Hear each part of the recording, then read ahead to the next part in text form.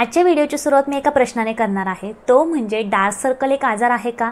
तर अजिबात नाही। पण काय होतं जेव्हा आपल्याला डार्क सर्कल येतात, आपल्या डोळ्याखाली काळी वर्तुळे येतात, त्यामुळे आपला चेहरा निस्तेज दिसतो आणि आपले डोळे एकदम थकल्यासारखे दिसतात। शिवाय जेव्हा आपल्याला डार्क सर्कल येतात तेव्हा आपलं वय हे आपल्या ॲक्च्युअल एजपेक्षा थोडंसं जास्त दिसतं आणि आपल्या चेहऱ्यावरती ग्लो अजिबात दिसत नाही आणि आपला चेहरा एकदम आजारी असल्यासारखा दिसतो। मला या व्हिडिओच्या खूप साऱ्या रिक्वेस्ट आलेल्या की ताई डार्क सर्कलवरती व्हिडिओ बनव।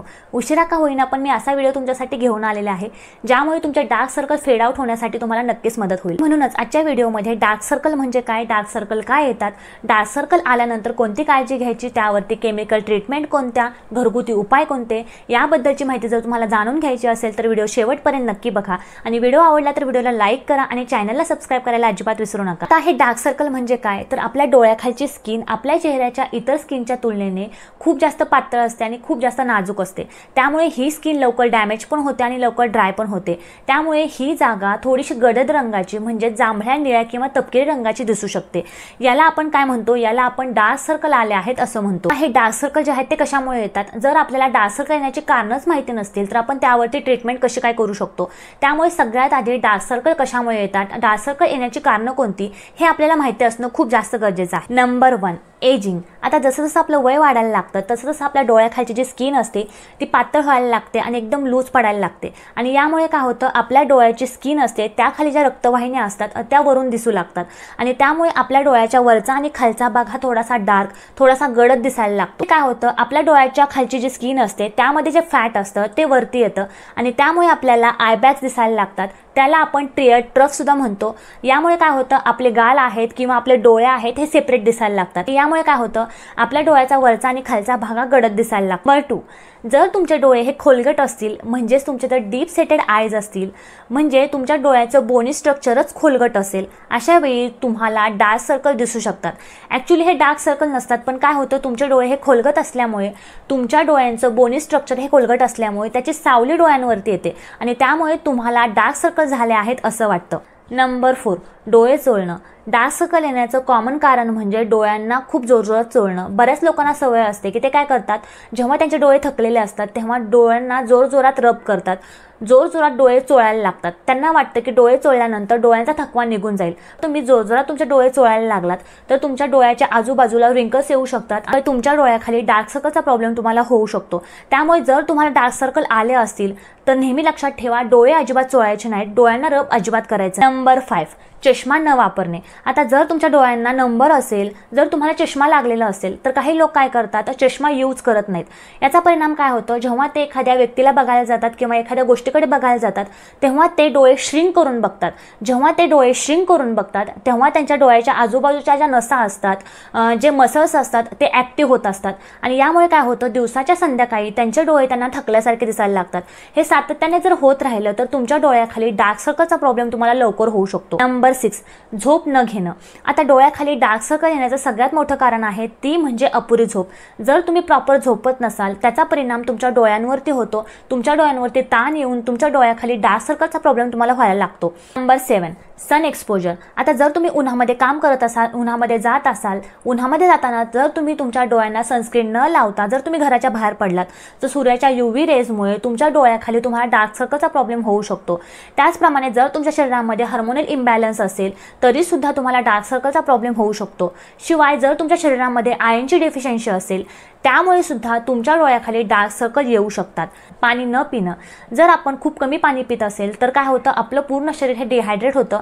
आपल्या डोळ्याखालची स्किन खूप जास्त नाजूक असते, खूप जास्त पातळ असते, त्यामुळे ती लवकर ड्राय पडते, लवकर कोरडी पडते आणि त्यामुळे आपल्या डोळ्याखाली डार्क सर्कलचा प्रॉब्लेम आपल्याला व्हायला लागतो। आता जर तुम्हाला डार्क सर्कल झाले असतील तर कोणती काळजी घेतली पाहिजे। नंबर 1 आपल्या डोळ्याखालची स्किन छान प्रकारे आपण मॉइश्चराइज केली पाहिजे।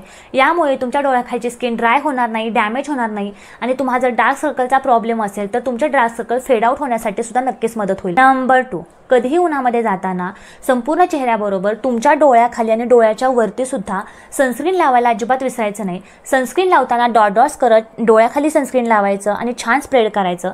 काळजी घ्यायची की सनस्क्रीन डोळ्यामध्ये जाणार नाही। तर तुम्ही डेली बेसिसवरती डोळ्यांच्या खाली छान सनस्क्रीन अप्लाय केलं तर तुमचे डार्क सर्कल जास्त वाढणार नाहीत आणि फेड आउट होण्यासाठी तुम्हाला नक्कीच मदत होईल। नंबर 3, दिवसातून 2 ते 3 लिटर पाणी पिणं खूप जास्त गरजेचं आहे। यामुळे काय होतं, आपलं शरीर हे हायड्रेटेड राहतं आणि त्यामुळे आपल्या डोळ्याखालची स्किन सुद्धा छान हायड्रेटेड राहते आणि त्यामुळे आपले डार्क सर्कल कमी होण्यासाठी सुद्धा आपल्याला नक्कीच मदत होते। नंबर 5, जर तुम्ही चहा आणि कॉफीचं खूप जास्त प्रमाणात सेवन करत असाल त्याने सुद्धा डार्क सर्कल खूप जास्त प्रमाणात वाढू शकतात।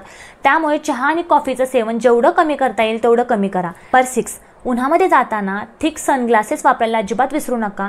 यामुळे UV रेज पासून तुमच्या डोळ्यांचं प्रोटेक्शन होण्यासाठी खूप मदत होते आणि तुम्हाला जर डार्क सर्कल झालेला असतील तर ते फेड आउट होण्यासाठी आणि जास्त न वाढण्यासाठी सुद्धा नक्कीच मदत होते। हे जे डार्क सर्कल आहे तर ते फेड आउट होण्यासाठी, निघून जाण्यासाठी आपण कोणत्या क्रीम यूज करू शकतो, तर मार्केटमध्ये खूप जास्त प्रमाणात अंडर आय क्रीम्स अवेलेबल आहेत।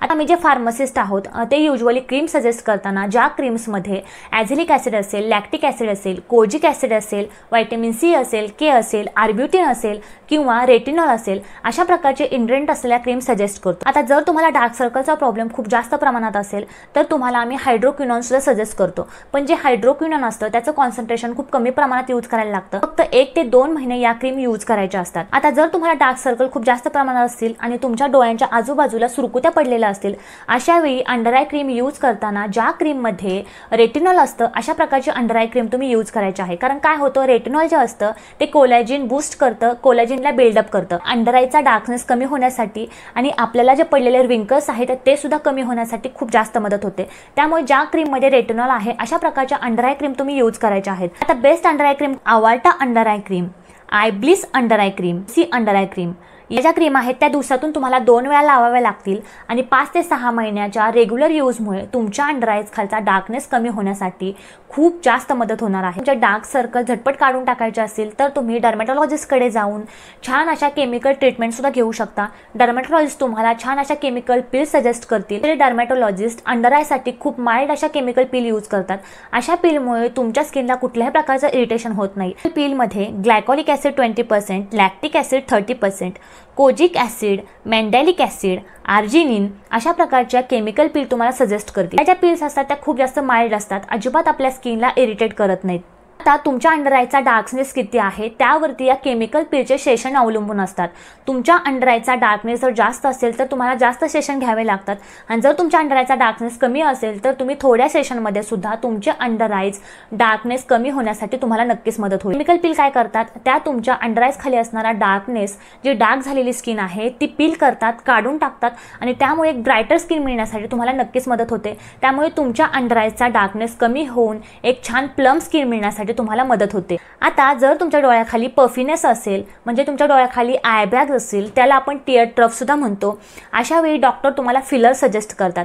अशा वेळी हायलोरॉनिक ॲसिड वाले फिलर डॉक्टर जास्त सजेस्ट करतात। ॲसिड काय करतं तर हायलोरॉनिक ॲसिड वॉटर रिटेन्शन करतं, म्हणजे तुमच्या डोळ्याखाली साठलेलं जे पाणी आहे ते अट्रॅक्ट करतं। त्यामुळे तुमची स्किन प्लम्प होते आणि तुमच्या डोळ्याखाली जो खड्डा पडलेला आहे तो भरून निघण्यासाठी सुद्धा खूप मदत होते आणि यामुळे तुमचे पफी आईज, तुमच्या डोळ्याखाली जे आय बॅग आहे ती झटपट काढून टाकण्यासाठी हायलोरॉनिक ॲसिड वाले फिलर तुम्हाला नक्कीच मदत करतात। हे जे फिलर आहे तुम्ही 1 ते 2 वर्षातून एकदा नक्कीच करू शकता। एकदा तुम्ही हे फिलर केलं तर 1 ते 2 वर्ष हे आरामात टिकतं। आता डार्क सर्कल कमी करण्यासाठी आपण कोणते घरगुती उपाय करू शकतो? नंबर 1, दही आणि मध मिक्स करून हे छान तुमच्या डोळ्याखाली अप्लाय करायचं आहे। 15 ते 20 मिनिटांनंतर डोळे पाण्याने स्वच्छ धुवून घ्यायचे आहेत।